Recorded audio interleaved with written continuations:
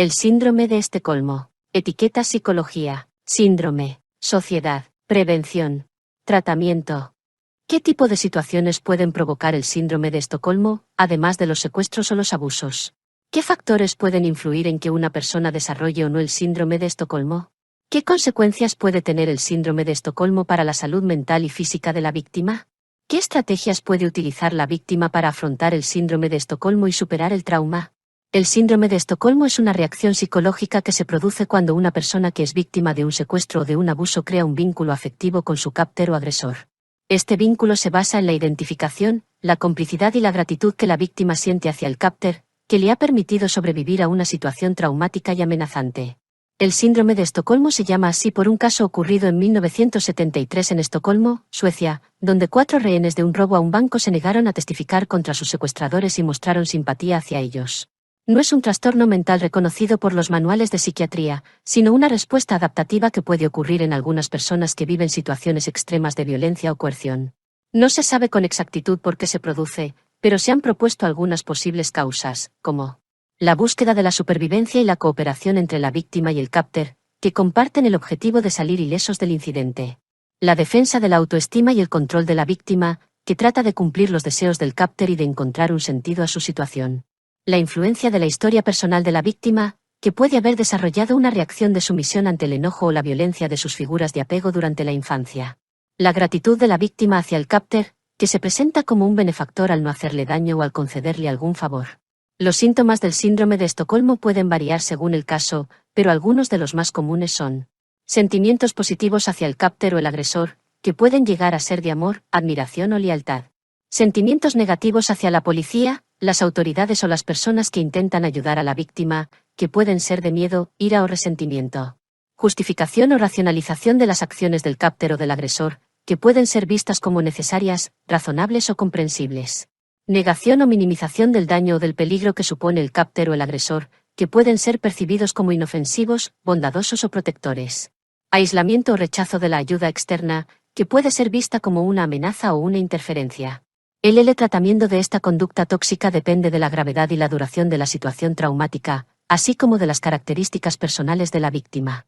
En general, se recomienda una intervención psicológica que ayude a la víctima a reconocer y expresar sus emociones, especialmente las negativas, que pueden haber sido reprimidas o distorsionadas.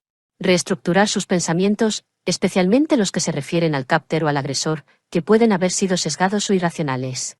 Recuperar su autoestima, su autonomía y su confianza, que pueden haber sido dañadas o disminuidas. Restablecer sus vínculos sociales, familiares y afectivos, que pueden haber sido rotos o debilitados.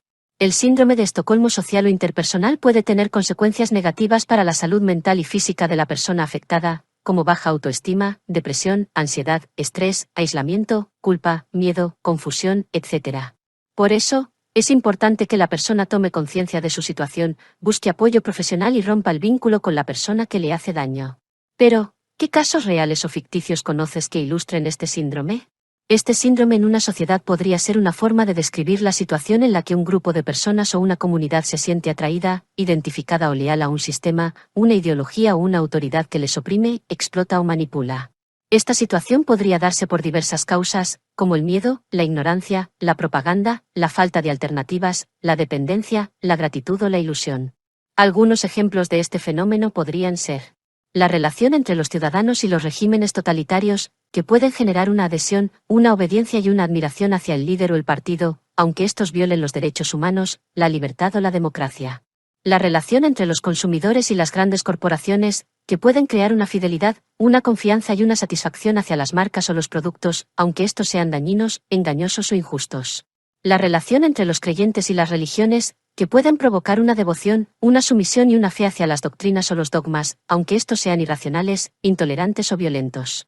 La relación entre los trabajadores y los sindicatos, que pueden inducir una solidaridad, una colaboración y una identidad hacia las organizaciones o los representantes, aunque estos sean corruptos, ineficaces o traidores. Los síntomas del síndrome de Estocolmo en una sociedad podrían ser similares a los que se dan en los casos individuales, como sentimientos positivos hacia el sistema, la ideología o la autoridad, que pueden llegar a ser de amor, admiración o lealtad. Sentimientos negativos hacia los opositores, los críticos o los disidentes, que pueden ser de miedo, ira o resentimiento. justificación o racionalización de las acciones del sistema, la ideología o la autoridad, que pueden ser vistas como necesarias, razonables o comprensibles. Negación o minimización del daño o del peligro que supone el sistema, la ideología o la autoridad, que pueden ser percibidos como inofensivos, bondadosos o protectores. Aislamiento o rechazo de la ayuda externa, que puede ser vista como una amenaza o una interferencia.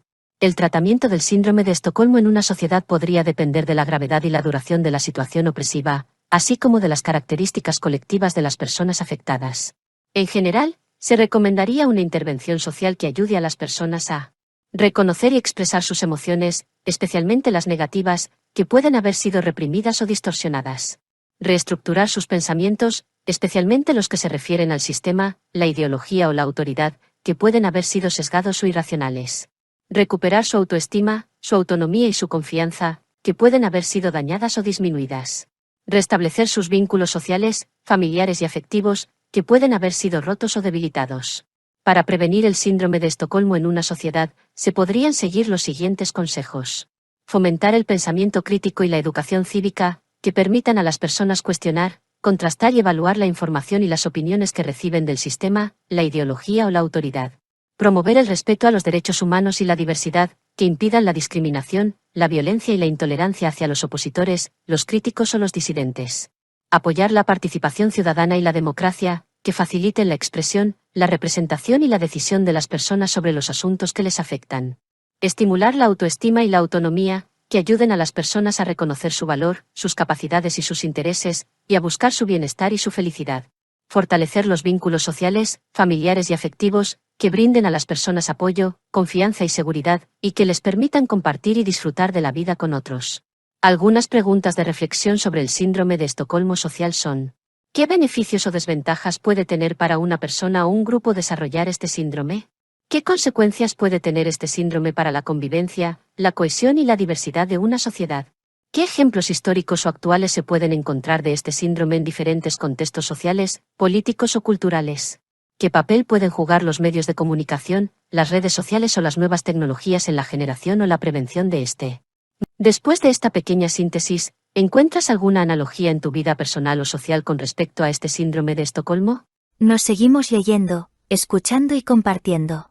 Sencillez-y-orden.es. Les sugerimos entren a las siguientes plataformas tecnocientíficas activas de ámbito internacional: radiosapiens.es y revistanube.com. Actualidad y máximo rigor científico, cultural y divulgativo.